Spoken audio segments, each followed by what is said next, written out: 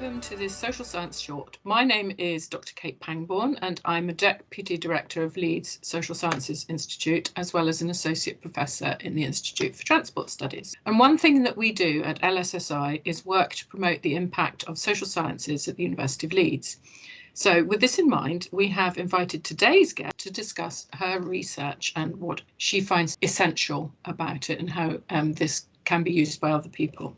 So I am delighted to introduce you to Dr. Kahryn Huges, who is Associate Professor of Sociology in the School of Sociology and Social Policy. So welcome, Kahryn. So I know that you want to show us some of the types of data that you work with, and you'll talk us through that. The data that I'm going to show you is drawn from the Timescapes archive, and the Timescapes archive is the largest ESRC investment in qualitative longitudinal research in the UK, with associated archive that was purpose-built for qualitative research data. So I've got two little data extracts, and the first one is a future essay.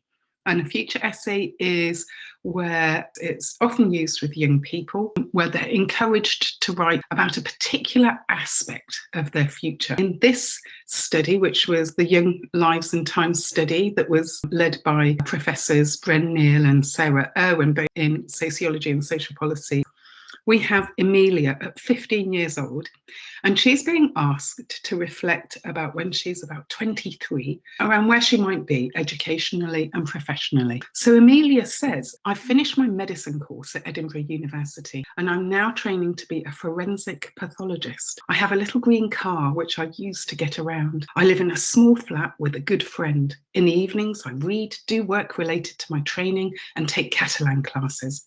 Occasionally, when my friend is out, I play my clarinet. Eventually, I will finish my course and move to Barcelona. So one of the things that's really interesting when you ask about futures research, when you talk about research that's interrogating people's imagined futures, I think the assumption so often is that the imaginary is fictional. It's an aspiration. However, what we can see in this extract, things such as playing her clarinet, writing stories, she has friends, she knows the exact course at Edinburgh University that she did, and she knows about professions such as forensic pathology. She anticipates all sorts of relationships that she's taking into the future, such as friendships and her family futures. And she has this expectation that she's going to be able to drive a car as well as take the train. So it's a future that's hugely resourced, but we can see evidence within this future essays of the ways in which that is being resourced in the here and now, both through aspiration, but also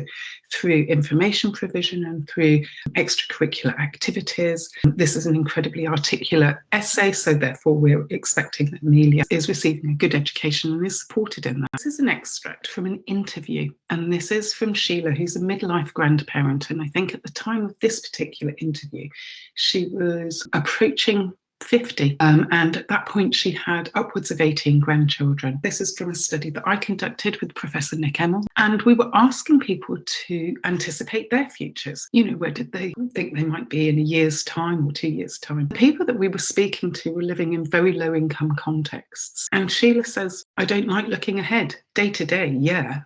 Just see what that day brings and see if you can cope with it. And then you cope with what the next day throws at you and so on and so forth. Yeah, you just do that. One of the things that we observed in our study was that people who have so little resource in their everyday lives that they were very much focused on the minutiae of making ends meet on a day-to-day basis had very little resilience against the shocks and tipping points of unexpected bills. Sheila, with 8 adult children, was unable to pay for an unexpected funeral bill. And over the 5 years with which we conducted research with Sheila in this particular study, at the end of the 5 years, they were still struggling with the financial fallout from that particular bill. The way in which Sheila does anticipate the future is that all the way through January and into February, she buys £1 and £2 presents for her 18 grandchildren for the following Christmas. So she'll plan for Christmas in ways that she can manage. But you can see from the extract here, this is an expression of extreme constraint, financial and aspirational constraint, which isn't a lack of imagination. It's actually a lack of ability to provide for or fund particular futures. Thank you very much for sharing that, Kahryn, because that's a very powerful contrast between Emily and Sheila there. And I think, what sticks out so much about Amelia's story of her future is that it is so detailed, quite tangible ideas in there, whereas for Sheila, with the severe constraints on just getting by, there isn't the space for any of that, really. Not at all. And so then when you speak to grandparents about how they might be contributing to the resourcing of their grandchildren's futures, which is a preoccupation for grandparents, that people in very low income contexts, the ways in which they can provide for those futures are quite local and quite concerned. I'm going to do the homework, or I'm going to ensure regular bedtimes, or I'm going to get involved in these very local sorts of ways. So things like paying for music lessons, dance lessons, and all of those sorts of things, which are very much the character of children's school education. This is far beyond the remit of people living in such financially constrained circumstances. And I think the reason that this is so important is that policy so often blames people in context of poverty for their lack of aspiration, that what they're passing down is a culture of worklessness. They've got a poverty of aspiration and so on and so forth. What you can see if you take these sorts of data and you ask people about thoughts, how are you doing things, you can see how constrained their capacity to intervene is in the lives of their grandchildren, and how constrained that capacity is to mitigate against the impacts and effects of poverty on their adult child's and their grandchild's family circumstances. Would you say that policymakers are a particularly key audience for your research? The actual research studies themselves, absolutely, yeah. Particularly the intergenerational exchange study, that was very much focused at speaking to policy makers, but also third sector organisations as well, because those were the people that we were working with in accessing our participants, and also who informed us on the broader lived circumstances for our participants over much longer timeframes that we could possibly engage with them in, in a qualitative research study. Yes, that's very much policy focused. I mean, you mentioned at the beginning about Timescapes, which is clearly a very significant investment. And I do some qualitative work myself, but it's not longitudinal. So perhaps you could tell our audience about how you innovate in your areas of research with qualitative data. In actual fact, the real expert on it is Professor Bren Neal. I mean, she really does write the book on qualitative longitudinal research methods, and she was the PI on the Timescapes study. I think the Timescapes programme of research, part of which was the development of the Timescapes archive, was massively innovative, because what it did was there were 7 empirical studies, all of them qualitative longitudinal, all of them with a heritage study. And qualitative longitudinal methods can involve everything, like ethnographic observation, interviewing, you've just seen, future essays, and it could be taking photographs over a period of time, or temporally driven form of inquiry. And it seeks to observe continuities and changes. Where it's particularly powerful, enables social science to conduct research in ways that connect individual biographies. You track people over time, or you walk through. At the time of Timescapes, we were interrogating the impact of the recession. And now, of course, qualitative longitudinal research are trying to explore the impacts of COVID. But there are other sorts of changes and processes. But that's where qualitative longitudinal methodology is particularly powerful, connects biographies with history. And would you say that there are now technologies available to help with this kind of research? Software programs like NVivo, those sorts of things are really helpful, because they help you to manage vast quantities of data. And obviously, inevitably, even if you're only tracking a few people, but you track them over a long enough period, the amount of data that you're generating, not only the interview data, but reflections and field notes and interviews with other people and other types of data, that mounts up. And so programs like NVivo are good for tracking QL. The other area in which Timescapes was so innovative was addressing a methodological set of questions at the heart of qualitative longitudinal study, which was around qualitative secondary analysis. And that was led again by Professor Sarah Irwin and Mandy Winterton. They brought together data from across the 7 studies, and they interrogated the possibilities for and of qualitative secondary analysis. Could you do it? Because that was always up in the air as a big question.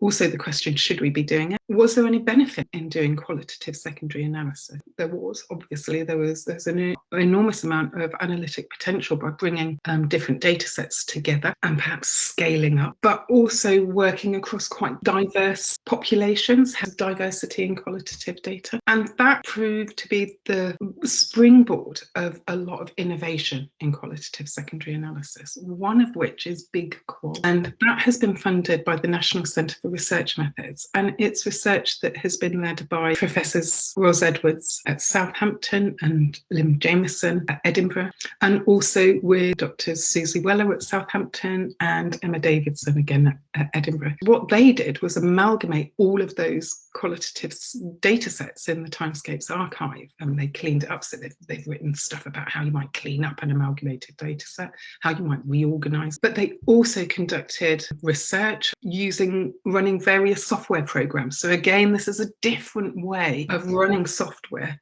with qualitative research data.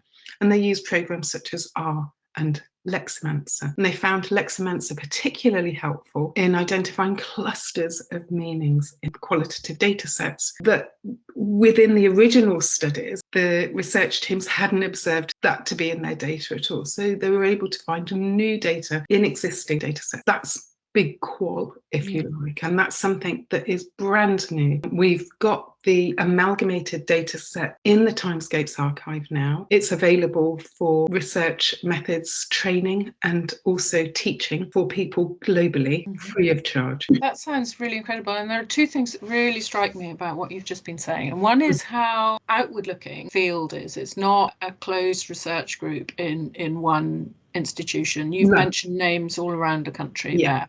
Absolutely. And that's clearly a fantastic element of this area of research. It's clearly very collaborative. The other thing that struck me is that Leximancer is something which comes from linguistics. It is, but not universally. Qualitative data sets are very useful for the development, for example, of AI, because what you have are not only examples of talk and natural human interaction, but the data in and of themselves, if you do depth analysis, explain certain emphases. They provide the very explanations of how and why these interactions have occurred in and of themselves. This is very different from running software on transactional data, where the explanation needs to be inferred. So in qualitative research data, we're always asking people, well, why do you say that? And what does that mean to you? How important is it? Emotional inflection, intention, implication, inferencing, all of these sorts of things that AI is seeking to capture are there.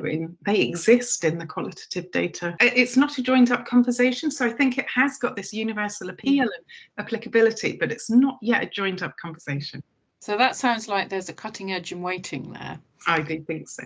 Yeah. So for the audience who might come from quite different disciplines, if they're from AI and machine learning, for example, they may want to have a word with you. The Timescapes archive is launching a blog. The intentions of the blog are precisely to foster these sorts of conversations. So people who build archives, people who contribute their data to archives, people who curate those data or may want to reuse them, or were the researchers in the original studies.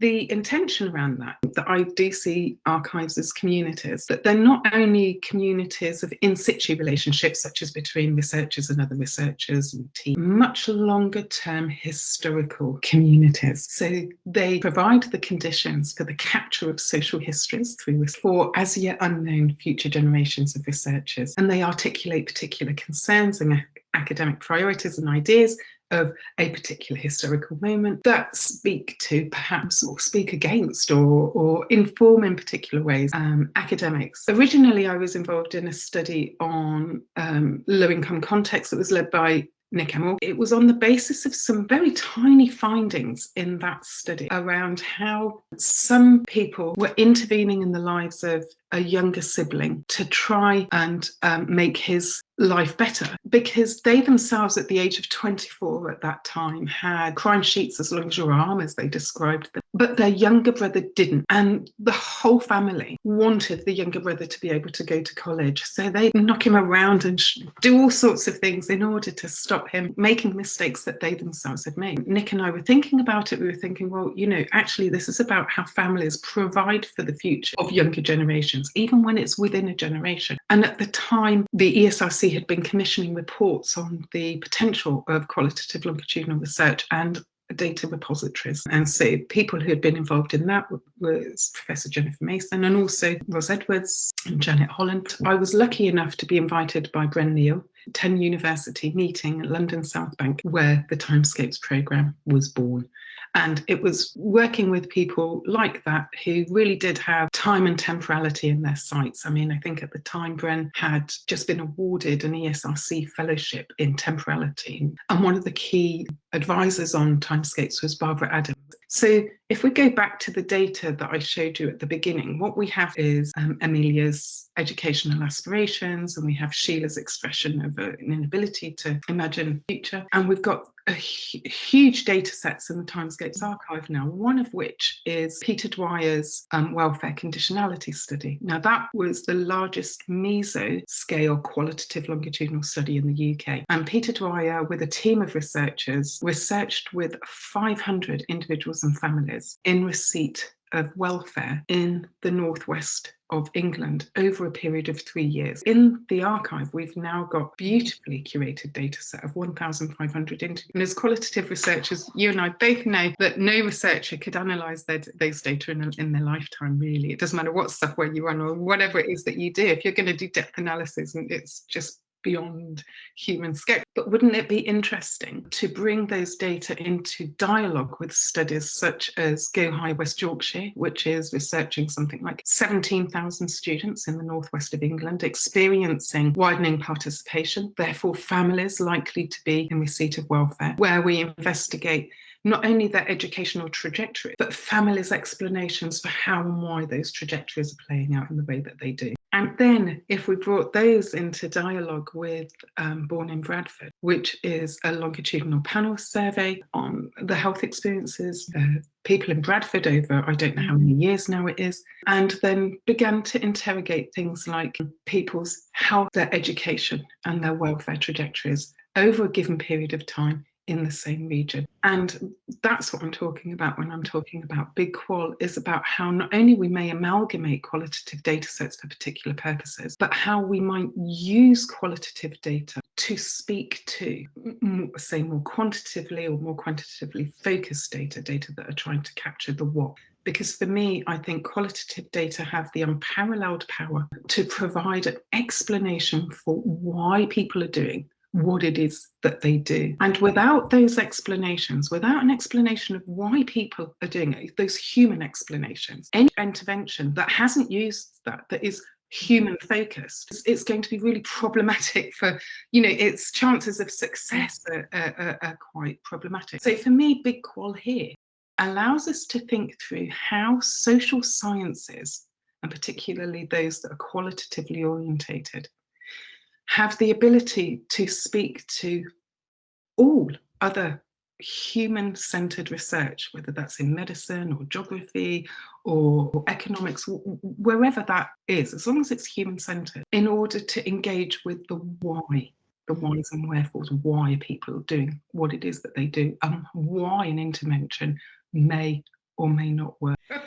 Kahryn, thank you so much for your time today. We really, really appreciate everything that you've said today.